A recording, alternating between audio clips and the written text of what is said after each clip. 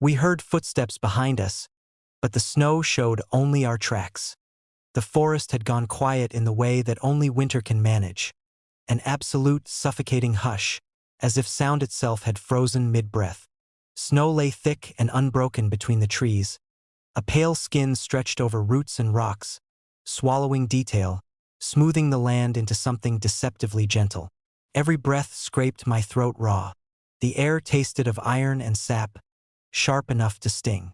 We walked single file, our boots breaking the silence with a steady crunch. Each step felt too loud, like a confession. I was in the middle. Ahead of me, Erin's jacket stood out as a dull red smear against the white. Behind me, Leah's breathing came out in thin, controlled puffs, fogging her scarf. None of us spoke anymore. Conversation had died an hour ago, when the trail markers vanished and the forest seemed to rearrange itself while we weren't looking. The trees were old, older than the maps suggested. Their trunks rose thick and black, bark split and twisted like scar tissue. Snow clung to their branches in uneven drifts, sagging low enough that I had to duck now and then, flakes sliding down my collar in icy trickles. The canopy pressed close, narrowing the sky into a pale ribbon overhead.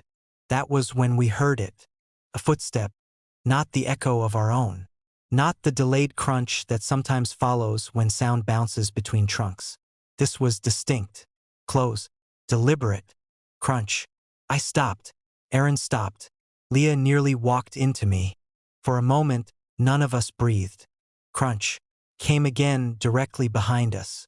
Leah whispered my name, her voice so small it barely existed. I didn't turn around yet. I didn't want to. The forest felt attentive, like a held breath waiting to see what we would do. Erin slowly turned, scanning the space between the trees. "There's no one," he said, but his voice lacked conviction. I looked down. The snow was perfect behind us. 3 sets of tracks, pressed deep and clear, leading back the way we'd come. No fourth trail, no drag marks, no disturbance at all. Crunch. Closer this time. Leah made a sound halfway between a sob and a laugh. "That's not possible." We stood there, listening. The sound circled us, not physically, but perceptually. It seemed to come from different angles without moving, as if distance meant nothing to it. Sometimes it landed where Leah's step should have been, sometimes where Erin's would fall a second later. Then it changed. Crunch, crunch. 2 quick steps. The same rhythm as Erin's walk. Erin stiffened. "That's me," he said. "That's how I step." The forest creaked softly, branches shifting under their snowy weight. Somewhere high above, snow fell in a powdery hiss. The sound wrapped around us, intimate and wrong. We started walking again, faster now. Our breathing roughened, hearts thudding loud enough to feel in our ears. The footsteps followed immediately. Crunch, crunch, crunch. Perfectly spaced, perfectly wrong. Every time I glanced back, there was nothing. Just trees and snow and the faint bluish shadows stretching too long between them. But the sound was closer now. Close enough that I could feel vibrations through the ground, through my bones. The cold intensified. My fingers went numb despite my gloves, a deep ache settling into my joints. Each inhale burned. The forest smelled stronger here. Wet bark, ancient rot locked beneath ice. Something animal and old. "Don't run," Leah whispered. "If we run, it'll—" She didn't finish. The footsteps behind us sped up. Crunch, crunch, crunch. Leah broke. We ran. Snow sprayed up around our legs, soaking our pants, weighing us down. Branches clawed at my jacket, scratching exposed skin. My lungs screamed. Behind us, the footsteps kept pace effortlessly, never slipping, never faltering, never breaking the surface of the snow. It began to imitate all of us. Sometimes it ran like Erin, long strides, heavy heel strikes. Sometimes it matched Leah's lighter, quicker steps. Then it mirrored me exactly, down to the uneven rhythm caused by my old ankle injury. I felt sick realizing it knew us. The forest closed in. The trees seemed closer together now, their shadows knitting into shapes that bent and shifted when I tried to focus on them. Snow slid from branches in sudden, whispering avalanches that sounded too much like breath. We burst into a small clearing and skidded to a stop. The ground there was bare. No snow, just dark earth, churned and compacted, as if something massive had been pacing there for a very long time. The air felt warmer, heavy with a damp, loamy smell that didn't belong in winter. The footsteps stopped. The silence pressed down harder than the cold ever had. Aaron turned slowly in a circle. This wasn't on the map. Leah stared at the ground. Look! I followed her gaze. There were footprints. Hundreds of them. But none had edges. None showed tread or toes. They were shallow depressions, vaguely human in shape, overlapping and circling the clearing endlessly. As if the thing that made them never left, only walked and walked until the ground remembered. A sound rose behind us. Not footsteps this time. Breathing. Deep, slow, patient. The snow at the edge of the clearing shifted, though nothing stepped out of it. Shadows pooled unnaturally thick between the trunks, stretching inward like fingers. Then it spoke. It used Leah's voice.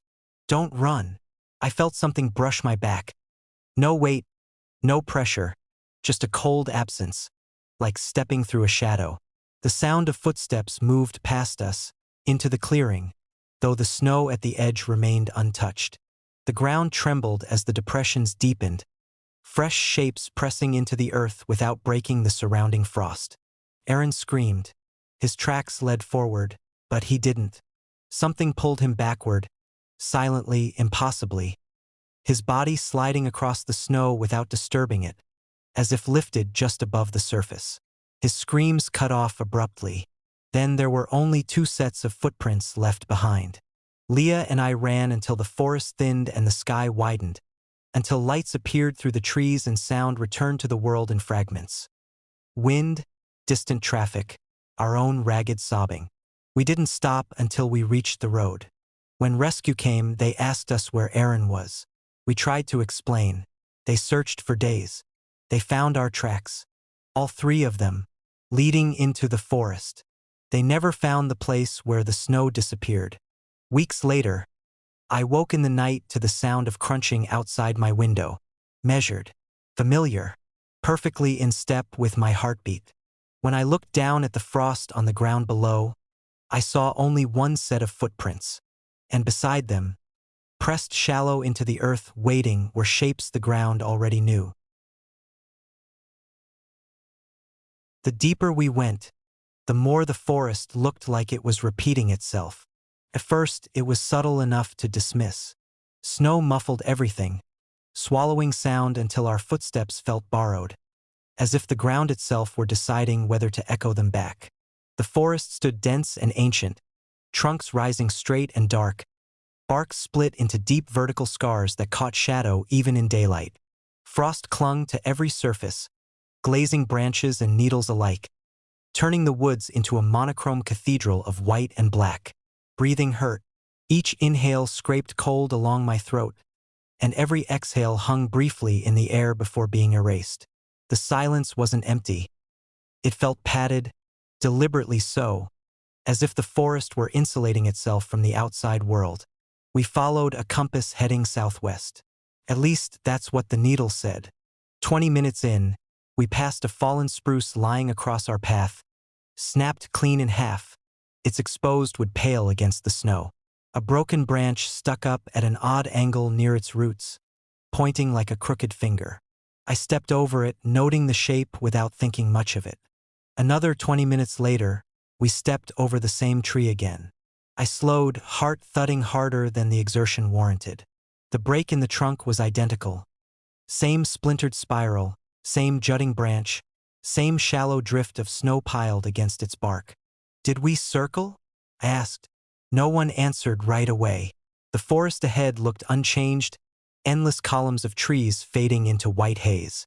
The compass needle still pointed southwest, unwavering.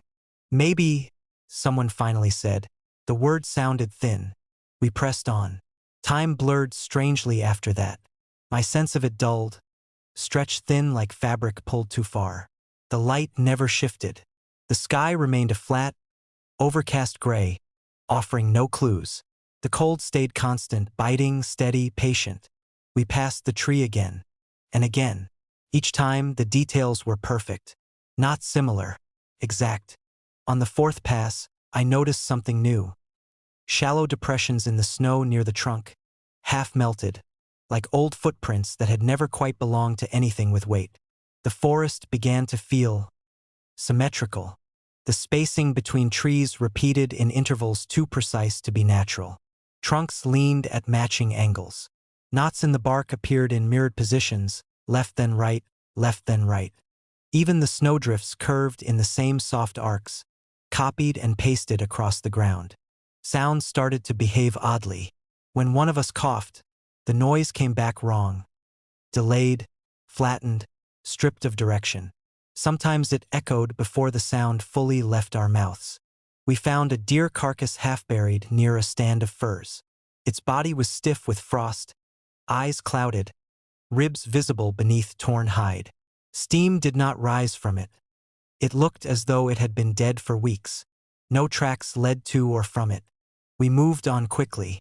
10 minutes later, we found the same deer again. Same position, same wounds, same lack of tracks. Someone laughed. A short, brittle sound that cracked immediately into silence. "That's not possible," they said, but their voice lacked any real protest, as if some part of them had already accepted it. The forest seemed closer now. Branches arched inward, heavy with snow, narrowing our path. Shadows gathered beneath the trees in identical shapes, repeating patterns that tugged at my eyes the longer I stared. I tried to think back to when we'd entered the forest. The trailhead, the sign, the sound of the road fading behind us. Those memories felt copied too, flattened, secondhand. We stopped to rest, or at least we thought we did. My legs burned, but the exhaustion felt wrong, detached from effort. When I checked my watch, the screen was blank. Frost crept beneath the glass from the edges inward, spiderwebbing across it despite the battery warmth. Someone asked what time it was. No one could remember the last time they'd checked. The forest began to whisper. Not in words, but in repetition. The creak of branches overhead followed a looping rhythm. Snow slid from boughs in identical soft avalanches, each sounding precisely like the last. Even our breaths began to sink, rising and falling together without conscious effort. We argued about direction. We argued about names. At some point, I realized I was responding to a name that didn't feel entirely mine. It fit well enough to use, but when I tried to recall where it came from, my thoughts skidded uselessly. We passed the fallen spruce again. This time, there were footprints around it. Ours, layered over one another, dozens deep, forming a dense ring in the snow where we must have stood, paused, turned over and over. The snow there was compacted hard as ice, as if the ground had been pressed into remembering us. The forest felt attentive. I became aware of the space between the trees more than the trees themselves, of the corridors they formed, the negative shapes repeating endlessly. It felt less like moving through a forest and more like walking inside a structure, a design that folded back on itself. A presence emerged not as a figure, but as an absence. Sections of the forest seemed missing, as if detail had been erased. In those gaps, sound vanished completely. Light dimmed. When one of us stepped too close, they froze, staring blankly ahead until pulled back, as though something had tried to copy them and failed. We lost one person without noticing. There was no scream, no struggle. One moment there were 5 of us. The next, 4. None of us could remember who was gone. The forest grew more efficient after that. The repetitions tightened, loops shortened. The fallen tree appeared after only minutes, then seconds. The deer carcass followed. The same bent sapling. The same rock split like a jaw. Each pass felt faster, smoother, as if the forest were refining the pattern. I began to hear my own footsteps when I wasn't moving.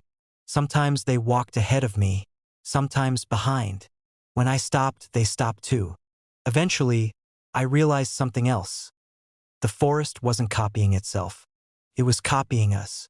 Our paths, our pauses, our decisions. The repetition wasn't a trap, it was digestion. We reached a clearing at last, a wide circle of bare ground where snow refused to settle. The earth there was dark and churned, packed down by countless impressions. The air felt warmer, damp, alive. In the center stood a tree unlike the others, massive, its bark layered thick and smooth, rings visible where the trunk split and rejoined itself impossibly. It looked less grown than assembled. The ground around it was stamped with footprints, hundreds of them, all ours. Some were deep, some shallow, some unfinished, as if the person who made them had stopped mid-step and never lifted their foot again. I understood then. The forest did not hunt. It remembered, and once it learned you well enough, it no longer needed you to keep walking. The last thing I felt was the cold leaving my body, replaced by a dull pressure, like being pressed into wet cement. My thoughts slowed, looping, smoothing out into something simple and repeatable. When the snow fell again, it covered everything evenly. And deeper in the forest, another fallen tree waited, perfectly placed, ready to be found for the first time.